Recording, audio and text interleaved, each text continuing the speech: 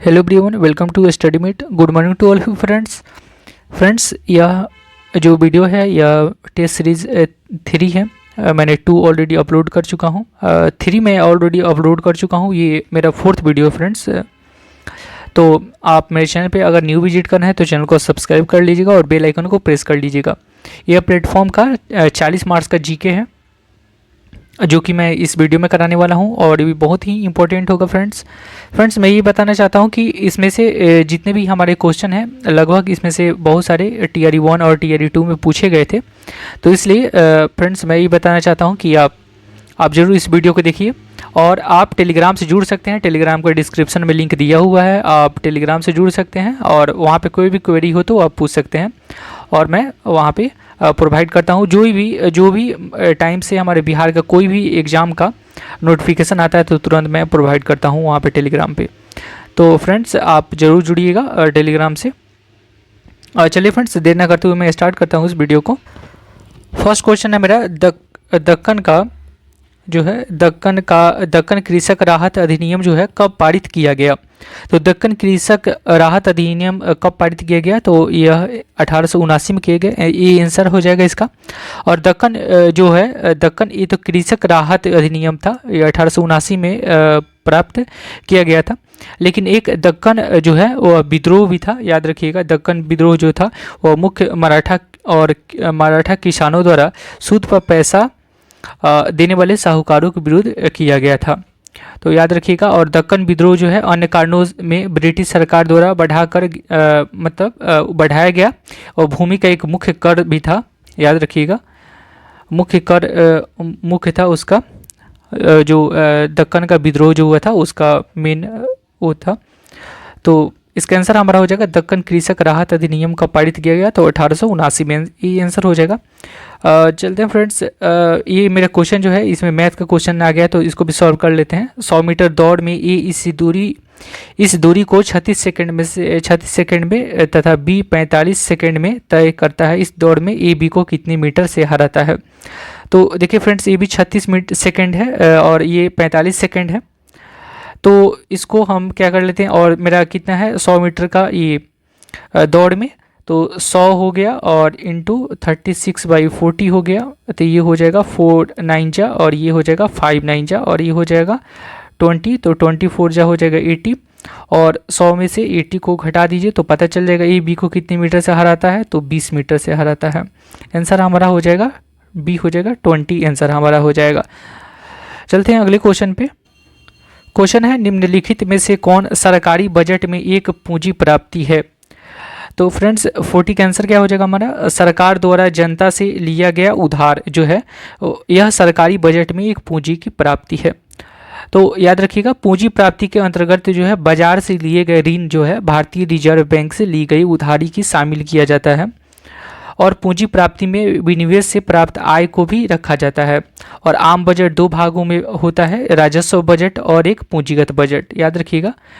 आम बजट जो होता है फ्रेंड्स, यहाँ पे आम बजट जो होता है वो हमारा 2 भागों में होता है। एक आम बजट 2 भागों में होता है, याद रखिएगा। एक जो है हमारा होता है राजस्व बजट होता है, ये क्या होता है राजस्व बजट होता है, और दूसरा जो होता है हमारा वो पूंजीगत बजट होता है, पूंजीगत बजट होता है। तो याद रखिएगा फ्रेंड्स, ये 2 हमारा हो गया। तो 40 का आंसर हमारा क्या हो जाएगा, सी हो जाएगा, ऑप्शन सी हो जाएगा। सरकार द्वारा जनता से लिया गया उधार सरकारी बजट में एक पूंजी प्राप्ति है। तो चलिए फ्रेंड्स, इसी की तरह मैं सभी वीडियो का सभी जितने भी क्वेश्चन हैं सभी को मैं डिटेल से कराऊंगा, तो आप बने रहिएगा। क्वेश्चन है, किस प्राणी के प्लाज्मा में हीमोग्लोबिन का विलय हो जाता है। किस प्राणी के प्लाज्मा में हीमोग्लोबिन का विलय हो जाता है, तो 41 का आंसर क्या हो जाएगा, आंसर हमारा हो जाएगा सी, हो जाएगा केंचुआ।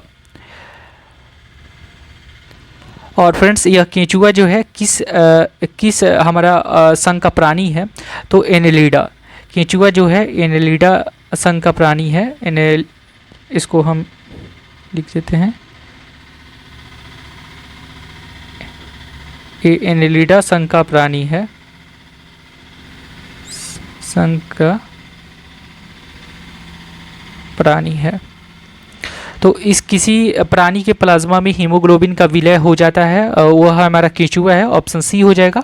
और केंचुआ जो है एनेलिडा संघ का प्राणी है, याद रखिएगा। 41 का आंसर क्या हो जाएगा हमारा, सी हो जाएगा। अगला क्वेश्चन है फ्रेंड्स, हाल ही में किस भारतीय महिला पर्वतारोही ने तुर्की की सबसे ऊंची चोटी माउंट अरारत को फतह कर तिरंगा फहराया? तो 42 का आंसर क्या हो जाएगा, ये हो जाएगा लक्ष्मी झा हो जाएगा, क्योंकि लक्ष्मी झा जो है वह तुर्की की सबसे ऊंची चोटी माउंट अरारत को फतह कर तिरंगा फहराया है। और यह फ्रेंड्स जो तिरंगा फहराया है, ये कब तिरंगा फहराया है, तो 18 अगस्त 2023 को इन्होंने 18 अगस्त 2023 को फहराया था। तो ये आंसर हो जाएगा इसका। और ये कहाँ की थी, ये जो ये भारतीय महिला पर्वतारोही तुर्की की सबसे ऊंची चोटी अरारत को फतह कर तिरंगा फहराया, जो कि लक्ष्मी झा जो है वह कहाँ की थी, तो याद रखिएगा यह बिहार की थी, यह बिहार की थी। और बिहार में किस जिले के, तो सहरसा जिले के, याद रखिएगा बिहार में सहरसा जिले की थी, जो कि एक मात्र पर्वतारोही है जो कि किलिमंजारो चोटी तंजानिया को भी फतह कर चुकी हैं। यह जो है लक्ष्मी झा जो है, यह तंजानिया की एक किलिमंजारो चोटी है, बहुत ही यह नाम मतलब इसको जानते हैं हम लोग किलिमंजारो को। तो किलिमंजारो चोटी जो है ये तंजानिया में है, उसको भी यह फतह कर चुकी हैं। तो कौन, लक्ष्मी झा, जो कि बिहार की रहने वाली हैं, बिहार के सहरसा डिस्ट्रिक्ट की रहने वाली हैं। तो ये इसका आंसर हमारा हो जाएगा 42 का। चलते हैं अगले क्वेश्चन पे फ्रेंड्स। क्वेश्चन है मेरा, ऑस्ट्रेलियन ओपन महिला एकल खिताब 2023 किसने जीता? तो 43 का आंसर क्या हो जाएगा, ये आंसर हो जाएगा ए साबालेंका ने। जो ऑस्ट्रेलियन ओपन महिला एकल खिताब है 2023 ने इन्होंने जीता था। और यह जो है ऑस्ट्रेलियन ओपन 2023 के पुरुष एकल के विजेता जो है हैकर नोवाक जोकोविच जो है वह रहे थे ऑस्ट्रेलियन ओपन 2023 के पुरुष में। और ये महिला में है ए साबालेंका, और पुरुष में याद कर लीजिएगा, यहाँ पे पुरुष में जो है वह नोवाक जोकोविच रहे हैं, नोवाक जोकोविच रहे हैं। तो ऑस्ट्रेलियन ओपन महिला एकल खिताब 2023 किसने जीता, ए साबालेंका, जो कि ये महिला में है। और ऑस्ट्रेलियन ओपन पुरुष एकल खिताब 2023 किसने जीता, तो नोवाक जोकोविच ने जीता। तो ए आंसर हो जाएगा इसका, ऑप्शन ए हो जाएगा। अगला क्वेश्चन है, सितंबर 2023 में कौन मास्टर कार्ड इंडिया के नए अध्यक्ष नियुक्त हुए? सितंबर 2023 में कौन मास्टर कार्ड इंडिया के नए अध्यक्ष नियुक्त हुए? तो आंसर हमारा हो जाएगा इनमें से कोई नहीं, उपयुक्त में से कोई नहीं होगा, क्योंकि सितंबर 2023 में मास्टर कार्ड इंडिया के नए अध्यक्ष जो है रजनीश कुमार जो है वह थे। तो इसका आंसर हम लिख देते हैं यहाँ पे, रजनीश कुमार जो थे, रजनीश कुमार जो थे, यह मास्टर कार्ड इंडिया के नए अध्यक्ष चुने गए थे। कब, तो सितंबर 2023 में, याद रखिएगा सितंबर 2023 में इनको चुना गया था। और मास्टर कार्ड एक अमेरिकी भुगतान प्रसंस्करण है, पेमेंट प्रोसेसिंग है। मास्टर कार्ड कहाँ की है, तो अमेरिका की है। इसकी स्थापना 1966 में हुई थी, न्यूयॉर्क में हुई थी, याद रखिएगा। मास्टर कार्ड की स्थापना 1966 में हुई थी। तो कहाँ हुई थी फ्रेंड्स, तो अमेरिका की न्यूयॉर्क में हुई थी, याद रखिएगा, अमेरिका के न्यूयॉर्क में हुई थी 1966 में मास्टर कार्ड की स्थापना। चलिए फ्रेंड्स अगले क्वेश्चन पे बढ़ते हैं। क्वेश्चन फ्रेंड्स, 2 ओम 3 ओम व 5 ओम के 3 प्रतिरोध का समानांतर क्रम में जोड़कर 20 वोल्ट का विभवांतर इस संयोजन के सिरों पर लगाया जाता है और 3 ओम के प्रतिरोध के सिरों पर विभवांतर होगा। तो 45 का जो है आंसर हमारा हो जाएगा। इसको देख लेते हैं। जैसे 2 ओम है तो 2 ओम को फ्रेंड्स इसको डबल करना है, प्लस 2 ओम हो जाएगा 4 हो जाएगा, 3 + 3 ओम 6 हो जाएगा, और 5 + 5 ओम हो जाएगा 10 हो जाएगा। तो 10 16 और 4 20 हो जाएगा। तो 20 वोल्ट हो जाएगा। ये कितना हो जाएगा, 20 वोल्ट हो जाएगा। तो आंसर हमारा ई हो जाएगा, 20 वोल्ट हो जाएगा, ऑप्शन ई हो जाएगा। इसको ऐसे बनाते हैं। चलते हैं फ्रेंड्स अगले क्वेश्चन पे। अगला क्वेश्चन है मेरा, एक पारितंत्र में ऊर्जा का प्रवाह जो है सदैव किस दिशा में रहता है? तो इसको बताना है 46 का। तो इसका हो जाएगा आंसर हमारा हो जाएगा एक दिशा में होता है, एक दिशिक होता है। क्या होता है? एक दिशिक होता है। यदि एक बार ऊर्जा अगले पोषी स्तर में प्रवाहित हस्तांतरित हो जाती है तो वह पुनः वापस नहीं आती। तो आंसर हमारा क्या हो जाएगा? ई हो जाएगा, ऑप्शन ई हो जाएगा इसका। एक परितंत्र में ऊर्जा का प्रवाह सदैव एक दिशा में होता है, एक दिशिक होता है। तो आंसर हमारा ये हो जाएगा। क्वेश्चन है पोटेशियम फेरोसाइनाइट जो है K4Fe और CN6 किस प्रकार का एक लवण है? तो बताना है 47 का आंसर क्या हो जाएगा।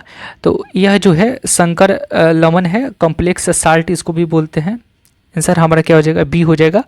जो कि ये पोटेशियम फेरोसाइनाइड जो है एक संकर लवण है, कॉम्प्लेक्स साल्ट, और इसको हम अब उप संयोजक यौगिक या संकर यौगिक कहते हैं। तो याद रखिएगा। तो इसका आंसर क्या हो जाएगा? हमारा बी हो जाएगा। अगला क्वेश्चन है कि डैश के कारण आकाश में तारा टिमटिमाता दिखता है। तो 48 का आंसर क्या हो जाएगा हमारा? वायुमंडल द्वारा प्रकाश के अपवर्तन के कारण जो है वह आकाश में तारा टिमटिमाता दिखता है। तो जब प्रकाश की किरण एक माध्यम से दूसरे माध्यम में जाती है तो अपने मार्ग से विचलित हो जाती है। यह घटना प्रकाश का अपवर्तन कहलाती है, याद रखिएगा। और लाल रंग में अपवर्तनांक सबसे कम होता है और बैंगनी रंग का अपवर्तनांक सबसे अधिक होता है। तो याद रखिएगा फ्रेंड्स। और तरंगदैर्घ्य जो होता है वो लाल रंग का सबसे ज़्यादा होता है और बैंगनी का सबसे कम होता है। तो याद रखिएगा ये भी। आंसर क्या हो जाएगा हमारा? सी हो जाएगा 48 का। अगला क्वेश्चन है कि उपास्थि निम्न में से किस में नहीं पाई जाती? बताइए फ्रेंड्स, 49 का आंसर क्या हो जाएगा? उपास्थि निम्न में से उपास्थि जो है किस में नहीं पाई जाती? तो फ्रेंड्स हमारा नाक में पाई जाती है और कान में पाई जाती है, वृक्क में नहीं पाई जाती क्योंकि ये वृक्क किडनी है, इसमें नहीं पाई जाती। तो आंसर हमारा क्या हो जाएगा? सी हो जाएगा। तो याद रखिएगा, नाक में कान में पाई जाती है लेकिन वृक्क में नहीं पाई जाती। तो आंसर हमारा क्या हो जाएगा? आंसर हमारा जो हो जाएगा वो हो जाएगा सी हो जाएगा। चलते हैं अगले क्वेश्चन पे। क्वेश्चन है सूर्य ग्रहण के समय दिखाई देने वाला उसका बाह्यतम भाग जो है कि जिसे सूर्य मुकुट भी कहा जाता है, निम्न में से कौन सा है? तो 50 का आंसर क्या हो जाएगा? आंसर हमारा सी हो जाएगा। परिमंडल या कोरोना इसको बोलते हैं, ऑप्शन सी हो जाएगा। सूर्य ग्रहण के समय दिखाई देने वाला उसका बाह्यतम भाग जो है जिसे सूर्य मुकुट भी कहा जाता है वह परिमंडल या कोरोना है। और सूर्य के वर्णमंडल के परे भाग को किरीट या कोरोना कहते हैं। और कोरोना जो है चांद या पानी की बूंदों के विवर्तन द्वारा सूर्य के चारों ओर बनाई गई एक पस्टेल हेलो को कहते हैं। और कोरोना का निर्माण जो है प्लाज्मा द्वारा होता है, याद रखिएगा। इसका जो कोरोना का निर्माण जो होता है फ्रेंड्स, इसका निर्माण जो होता है वह प्लाज्मा द्वारा होता है, प्लाज्मा द्वारा होता है, याद रखिएगा। इसका जो निर्माण जो है प्लाज्मा द्वारा होता है। और इसमें पदार्थ आयरन के रूप में रहते हैं। इसमें पदार्थ जो हैं वो आयरन के रूप में होते हैं, याद रखिएगा। पदार्थ आयरन के रूप में होते हैं।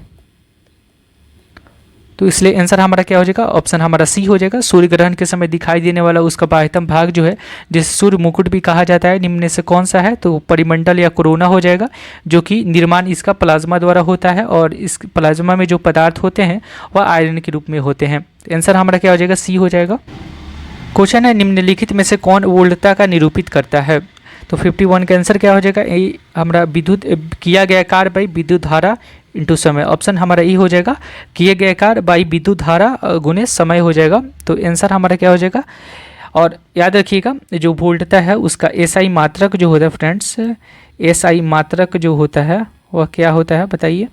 तो एसआई मात्रक जो होता है वह वोल्ट होता है। वोल्टता का एसआई मात्रक जो है क्या होता है? तो वोल्ट होता है, याद रखिएगा। इसका एसआई मात्रक क्या होता है? वोल्ट होता है। वोल्टता या विभवांतर को मापने के लिए हम वोल्ट मीटर का प्रयोग करते हैं। वोल्टता या विभवांतर को मापने के लिए हम लोग किसका यूज करते हैं? तो वोल्ट मीटर का प्रयोग करते हैं। और सेल का विद्युत वाहक बल को मापने के लिए हम पोटेंशियोमीटर का प्रयोग करते हैं, याद रखिएगा। सेल का विद्युत जो होता है विद्युत वाहक बल जो होता है उसको मापने के लिए पोटेंशियोमीटर का प्रयोग किया जाता है। तो इसका तो आंसर हमारा हो जाएगा ऑप्शन ई हो जाएगा, किया गया कार्य बाई विद्युत धारा गुने समय। तो आंसर हमारा ये हो जाएगा। चलते हैं अगले क्वेश्चन पे। अगला क्वेश्चन है फ्रेंड्स हमारा, वह वस्तुएं जिनका गंध जो है एसिडिटिक तथा बेसिक माध्यम में बदलता हो को डैश कहते हैं। तो 51 का आंसर क्या हो जाएगा? 51 का आंसर हमारा ये हो जाएगा, जो कि ऑल्फैक्टरी संकेतक है। ऑप्शन हमारा ये हो जाएगा। वह वस्तुएं जिनका गंध एसिडिटिक तथा बेसिक माध्यम में बदलता हो उसको हम ऑल्फैक्टरी संकेतक कहते हैं। तो याद रखिएगा, प्याज और लहसुन में गंध का कारण सल्फर की उपस्थिति है। याद रखिएगा, ये भी हमारा इससे रिलेटेड क्वेश्चन है। प्याज और लहसुन में गंध का कारण जो है वो सल्फर की उपस्थिति कारण होता है। और एसिड जो होता है स्वाद में खट्टा होता है। याद रखिएगा, एसिड जो होता है फ्रेंड्स, एसिड जो होता है वह स्वाद में क्या होता है? तो खट्टा होता है। याद रखिएगा, खट्टा होता है। और जो प्याज लहसुन में गंध जो है वह प्याज या लहसुन में जो गंध होता है वो किसके कारण होता है? तो सल्फर के कारण होता है। याद रखिएगा, प्याज लहसुन में गंध जो होता है वह सल्फर के कारण होता है। तो चलते हैं फ्रेंड्स अगले क्वेश्चन पे, इसको देख लीजिएगा। चलते हैं 53 में, इनमें से कौन सी गतिविधि जो है वह ग्रीन हाउस प्रभाव के लिए जिम्मेदार नहीं है? तो बताना है कि इनमें से कौन सी गतिविधि जो है ग्रीन हाउस के लिए जिम्मेदार नहीं है, ये हमारा क्वेश्चन है।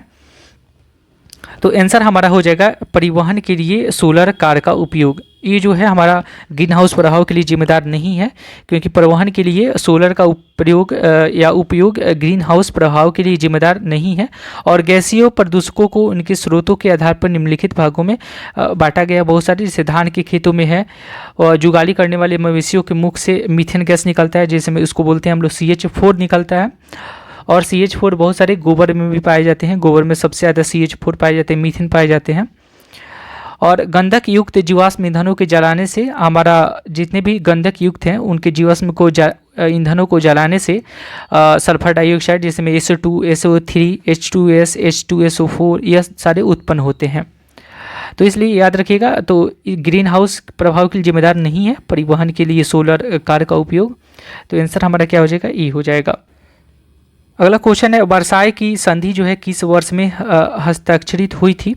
वर्साई की संधि, तो आंसर हमारा फ्रेंड्स हो जाएगा, वर्साई की संधि जो है 1919 में हुई थी। तो फ्रेंड्स ये 1919 में हुई थी, जो कि यह वर्साई की संधि जो है जर्मनी के साथ हुई थी। किसके साथ हुई थी? तो जर्मनी के साथ हुई थी। और ये जर्मनी जो है जर्मनी का जो सॉरी फ्रेंड्स हमारा वर्साई की संधि जो है वह किस एक और इस नाम से जानते हैं, जो कि आरोपित संधि के नाम से भी जानते हैं। याद रखिएगा, इसको आरोपित, वर्साई की संधि को आरोपित संधि के नाम से भी हम लोग संधि के नाम से भी जानते हैं। याद रखिएगा, आरोपित संधि के नाम से भी जानते हैं हम। वर्साई की संधि जो है वह 28 जून 1919 को हुई थी, जर्मनी के साथ हुई थी। और इसको आरोपित संधि के नाम से भी हम जानते हैं वर्साई की संधि को। तो ये याद रखिएगा, बहुत ही इंपॉर्टेंट ये है, आरोपित संधि के नाम से भी इसको जानते हैं। अगला क्वेश्चन है, धौलावीरा और लोथल की प्राचीन हड़प्पा बस्तियां वर्तमान भारतीय राज्य डैश में स्थित हैं? तो बताना है फ्रेंड्स क्या हो जाएगा? धौलावीरा और लोथल की प्राचीन हड़प्पा बस्तियां जो है वर्तमान भारतीय राज्य डैश में स्थित हैं। तो भारतीय राज्य कौन से राज्य में स्थित है? तो यह जो है गुजरात में स्थित है। याद रखिएगा, धौलावीरा और लोथल जो है वह गुजरात में स्थित है। और धौलावीरा गुजरात के कच्छ के रण में अवस्थित है। याद रखिएगा, धौलावीरा जो है यह गुजरात के कच्छ के रण में जो है उसमें स्थित है। और लोथल नगर जो है योजना तथा अन्य भौतिक वस्तुओं के आधार पर एक लघु हड़प्पा या लघु मोहनजोदाड़ो नगर प्रतीत होता है। तो याद रखिएगा, इसका आंसर हमारा तो हो जाएगा, ये हो जाएगा।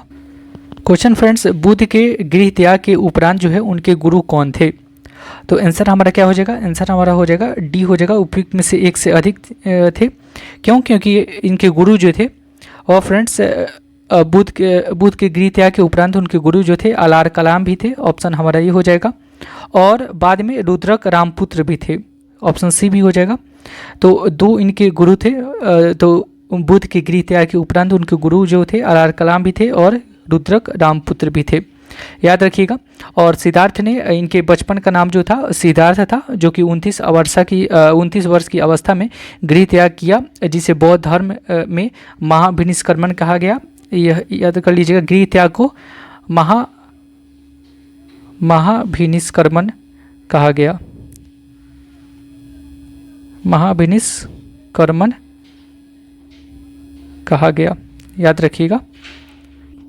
तो फ्रेंड्स आंसर हमारा क्या हो जाएगा, डी हो जाएगा, ऑप्शन डी हो जाएगा हमारा आंसर, यह जो था।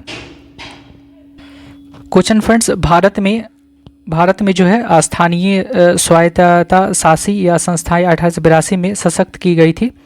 तो भारतीय स्थानीय जो है स्वशासन की भी संस्थाएं बोला जाता है इसको, 1882 में सशक्त की गई थी। किसके कार्यकाल में, तो लॉर्ड रिपन के कार्यकाल में। और इन्हीं के समय में 1881 में जो है दूसरी जनगणना नियमित जनगणना जिसको बोलते हैं हम लोग, 1881 में हुई थी। और वर्नाक्यूलर प्रेस एक्ट जो था 1882 में इन्होंने ही समाप्त किया था, याद रखिएगा। और हंटर कमीशन का गठन जो है 1882 में इन्हीं ने किया था। तो ये सब है लॉर्ड रिपन के कार्यकाल में हुए था। तो ऑप्शन हमारा क्या हो जाएगा, बी हो जाएगा, जो कि अगला क्वेश्चन फ्रेंड्स, 2011 की जनगणना के अनुसार भारत की साक्षरता दर कितनी थी। तो 58 का आंसर क्या हो जाएगा हमारा, ए हो जाएगा, 74.0% थी। क्या हो जाएगा, 2011 की जनगणना के अनुसार भारत की साक्षरता दर कितनी थी, तो 74.0% थी। और फ्रेंड्स 2011 में जो है जनगणना के अनुसार भारत में पुरुष की साक्षरता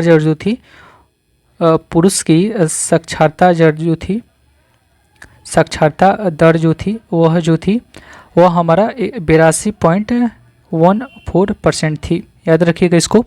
और 2011 की जनगणना के अनुसार भारत में महिला साक्षरता दर जो थी, महिला साक्षरता दर जो थी वह कितनी थी, तो 65.46% थी, याद रखिएगा। ये तीनों डाटा याद रखना जरूरी है। 2011 की जनगणना के अनुसार भारत की साक्षरता दर जो थी वह 74.0% थी, और पुरुष साक्षरता दर 82.14%, और महिला साक्षरता दर जो थी 65.46%। अगला क्वेश्चन है फ्रेंड्स, अगले क्वेश्चन पे हम चलते हैं। अगला क्वेश्चन है मेरा कि 1903 में दक्षिण अफ्रीका में महात्मा गांधी ने किस अखबार की स्थापना की थी। तो 1903 में दक्षिण अफ्रीका में महात्मा गांधी ने किस अखबार की स्थापना की थी। 59 का आंसर क्या हो जाएगा, आंसर हमारा बी हो जाएगा, इंडियन ओपिनियन की स्थापना की थी।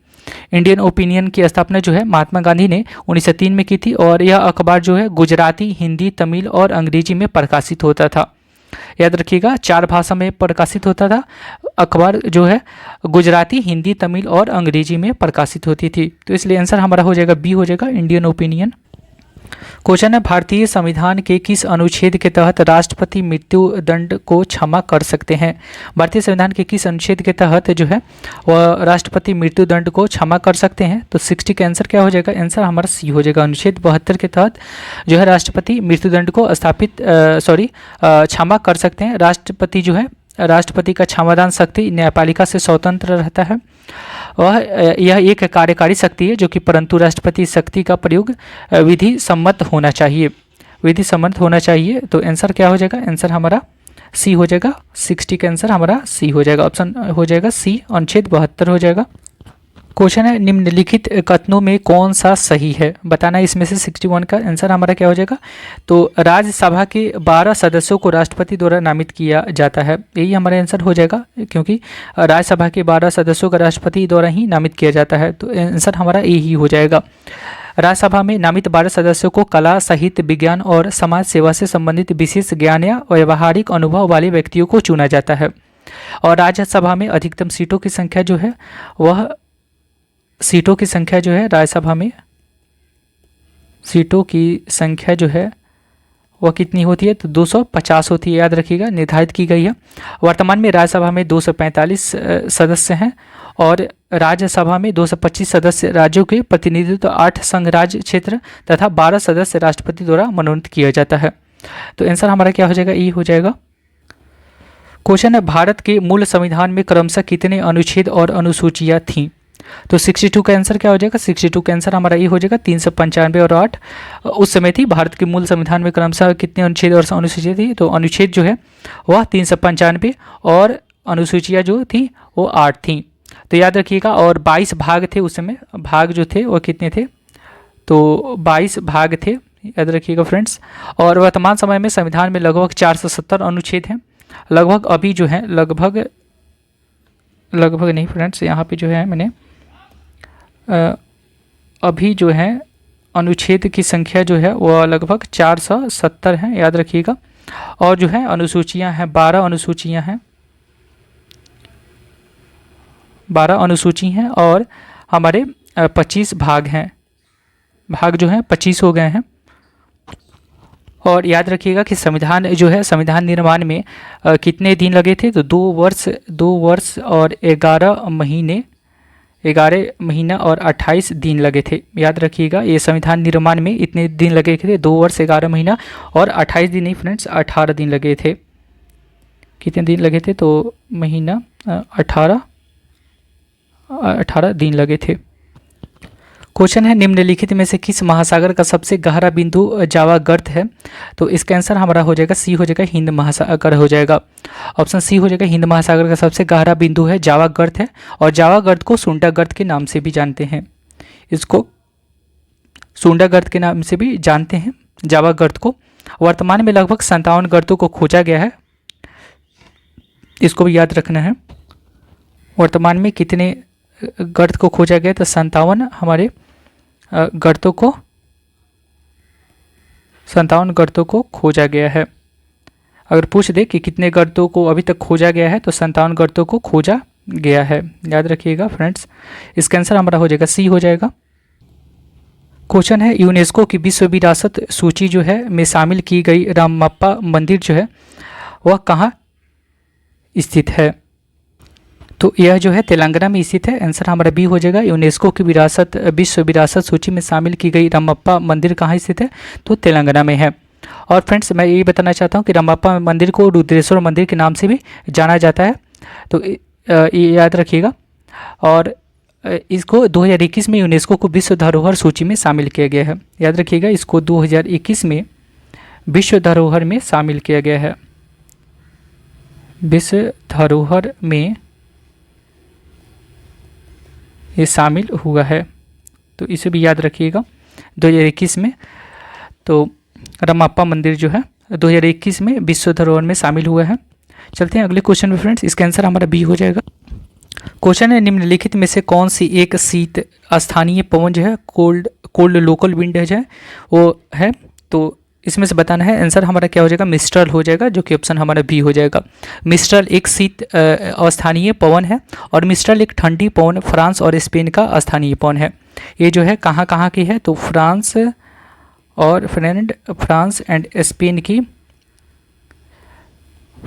और स्पेन की यह स्थानीय पवन है। तो स्थानीय जो है धरातलीय बनावट, तापमान एवं वायुदाब की विशिष्ट स्थिति के कारण प्रचलित पवनों को स्थानीय पवन भी कहा जाता है, तो याद रखिएगा। और स्थानीय पवन जो है क्षोभमंडल के सबसे नीचे की परतें तक सीमित रहती हैं, तो इसलिए आंसर हमारा क्या हो जाएगा, बी हो जाएगा, जो कि मिस्ट्रल हो जाएगा। मिस्ट्रल जो है एक शीत स्थानीय पवन है, जो कि इसको कोल्ड लोकल विंड के नाम से भी जानते हैं हम, तो आंसर हमारा बी हो जाएगा। क्वेश्चन है, आदि शंकराचार्य द्वारा स्थापित 4 मठ जो हैं कौन कौन से हैं, तो बताना है। तो आंसर हमारा हो जाएगा सी हो जाएगा, जो कि जोशी मठ है, द्वारका है, गोवर्धन है और श्रृंगेरी है। तो फ्रेंड्स जो है हिंदू धर्मों में मठों की परंपरा लाने का श्रेय जो है आदि शंकराचार्य को जाता है, और प्राचीन भारतीय सनातन परंपरा के विकास और हिंदू धर्म के प्रचार प्रसार में आदि शंकराचार्य का महान योगदान रहा है। इन्होंने ही जो है ये जितने भी मठ हैं हिंदू धर्म के, इन्होंने इनका पूरा श्रेय जाता है इनको, आदि शंकराचार्य को, और ये अद्वैतवाद के प्रवर्तक थे। तो याद रखिएगा, जो शंकराचार्य थे फ्रेंड्स, वो आदि शंकराचार्य जो थे, आदि शंकराचार्य जो थे वह अद्वैतवाद के संस्थापक थे, अद्वैतवाद के प्रवर्तक थे। हम संस्थापक बोल रहे थे, अद्वैतवाद के प्रवर्तक थे, तो याद रखिएगा प्रवर्तक थे। तो आंसर हमारा क्या हो जाएगा, सी हो जाएगा, जोशी मठ, द्वारका, गोवर्धन और श्रृंगेरी। क्वेश्चन है निम्नलिखित में से कौन सा एक सल्फा औषधि है। तो आंसर हमारा हो जाएगा वो सीबाजोल हो जाएगा। सीबाजोल है एक हमारा सल्फा औषधि है और यह कम समय में प्रभावी सल्फा ड्रग है और यह व्यापक परास वाला ग्राम घनात्मक एवं ग्राम ऋणात्मक रोग जनित सूक्ष्म जीवों पर अति प्रभावी होता है और सल्फा औषधि जो है दवाओं के कई समूहों का आधार होता है, तो याद रखिएगा। और जीवाणुरोधी सल्फोनामाइड्स कृत्रिम एंटी माइक्रोबियल एजेंट होते हैं, तो इसलिए आंसर हमारा क्या हो जाएगा सल्फा औषधि का ये सीबाजोल हो जाएगा, जो कि ऑप्शन हमारा हो जाएगा सी हो जाएगा। क्वेश्चन है इनमें से कौन सा संगठन जलवायु परिवर्तन के प्राकृतिक राजनीतिक एवं आर्थिक प्रभावों के साथ साथ इसका उद्देश्यपरक वैज्ञानिक दृष्टिकोण प्रदान करता है। तो इसका आंसर हमारा हो जाएगा inter governmental panel on climate change हो जाएगा, ऑप्शन ए हो जाएगा, जो कि यह जो है inter governmental panel on climate change जो है आईपीसीसी संगठन जलवायु परिवर्तन के प्राकृतिक राजनीतिक और आर्थिक प्रभावों के साथ साथ इसका उद्देश्यपरक जो है वैज्ञानिक दृष्टिकोण प्रदान करता है। तो और आईपीसीसी की स्थापना जो है फ्रेंड्स, इसका स्थापना जो है 1988 में ये हुआ था, याद रखिएगा। आईपीसीसी की इसकी स्थापना जो है 1988 में हुआ था, जो कि जेनेवा में हुआ था, याद रखिएगा, जो कि जेनेवा में हुआ था। जेनेवा स्विट्जरलैंड में है। तो फ्रेंड्स आंसर हमारा क्या हो जाएगा ए हो जाएगा। अगले क्वेश्चन पे चलते हैं। अगला क्वेश्चन जो है मेरा वह है निम्नलिखित में से कौन से दो क्षेत्र जो हैं जो भारत के प्रमुख जैव विविधता स्थल बायोडाइवर्सिटी हॉट स्पॉट्स हैं। तो बताना है 69 का आंसर क्या हो जाएगा बी हो जाएगा, पश्चिमी घाट और पूर्वी हिमालय। तो आंसर क्या हो जाएगा बी हो जाएगा, पश्चिमी घाट और पूर्वी हिमालय जो है भारत के प्रमुख जैव विविधता स्थल हैं और किसी प्राकृतिक प्रदेश में पाई जाने वाली जंगली तथा पालतू जीव जंतु जो हैं वह पादपों की प्रजातियों की बहुलता को जैव विविधता भी कहते हैं। और जैव विविधता शब्द प्रयोग सर्वप्रथम जो है जैव विविधता जो है यह जो है शब्द जो है वह सर्वप्रथम किसने दिया था। तो याद रखिएगा जैव विविधता जो है शब्द का प्रथम बार प्रयोग जो है WG रोजन ने किया था, याद रखिएगा WB रोजन ने किया था। इनका सर्वप्रथम जो है प्रयोग जैव विविधता का नाम का सर्वप्रथम प्रयोग जो है शब्द का प्रयोग WG ये WB हमने लिख दिया है फ्रेंड्स। तो आंसर हमारा क्या हो जाएगा WG हो जाएगा, WG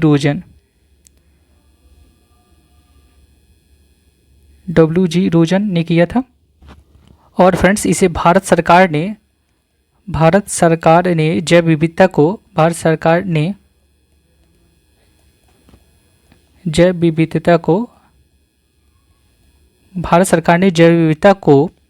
2022 में पारित किया था, याद रखिएगा 2022 में पारित किया था,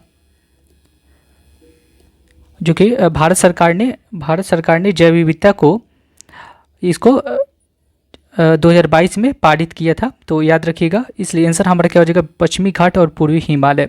और इसका जो है जैव विविधता का प्रथम बार जो है शब्द का प्रयोग जो है WG रोजन ने किया था। तो याद रखिएगा इसका आंसर क्या होगा, आंसर हमारा हो जाएगा बी हो जाएगा। अगला क्वेश्चन है फ्रेंड्स मेरा निम्नलिखित में से ये कौन सी रसायन गैस जो है ग्रीन हाउस प्रभाव उत्पन्न होने के लिए उत्तरदायी है। तो 70 क्या है 70 निम्नलिखित में से ये कौन सी रसायन गैस ग्रीन हाउस प्रभाव उत्पन्न होने के लिए उत्तरदायी है। तो आंसर हमारा हो जाएगा जल वाष्प CO2 और CFC, जिसको क्लोरोफ्लोरोकार्बन भी बोलते हैं हम। तो जल वाष्प CO2 और CFC जो है CFCS इसको बोलते हैं रसायन गैस जो है ग्रीन हाउस प्रभाव उत्पन्न होने के लिए उत्तरदायी है। और CO2 की मात्रा है फ्रेंड्स जो है इसका मात्रा जो है वो बढ़ने का कारण जो है वो निम्न है। जैसे में बढ़ती दर से जीवाश्म ईंधन के दहन के कारण CO2 का अधिकाधिक मात्रा में वायुमंडल में विमोचन हो रहा है। तो इसलिए और यह जो है मीथेन गैस वायुमंडल में हरित गृह प्रभाव में 20% की वृद्धि करती है। तो याद रखिएगा। और ओजोन परत क्षय का मुख्य कारण जो है क्लोरोफ्लोरोकार्बन भी है। तो आंसर क्या हो जाएगा, आंसर हमारा हो जाएगा वह हो जाएगा बी हो जाएगा आंसर क्या हो जाएगा, बी हो जाएगा, जो कि मीथेन गैस वायुमंडल हरित गृह प्रवाह पर्णों में 20% वृद्धि करती है। और ओजोन परत क्षय का मुख्य कारण जो है क्लोरोफ्लोरोकार्बन है, CFC है। और याद रखिएगा फ्रेंड्स कि वायुमंडल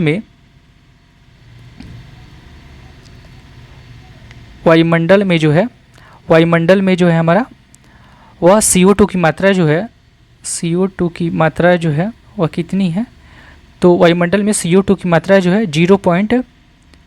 0.03% है। याद रखिएगा, वायुमंडल में CO2 कार्बन डाइऑक्साइड की मात्रा जो है 0.03% है, तो इसको भी याद रखिएगा। तो आंसर हमारा क्या हो जाएगा, आंसर हमारा हो जाएगा बी हो जाएगा। तो फ्रेंड्स यहीं पे मेरा MCQ खत्म होता है GK का। तो कैसा लगा फ्रेंड्स, अगर मेरा वीडियो हेल्पफुल लगा तो प्लीज़ लाइक एंड सब्सक्राइब कीजिएगा और दोस्तों तक जरूर शेयर कीजिएगा। थैंक यू फ्रेंड्स, फिर नेक्स्ट वीडियो मिलते हैं।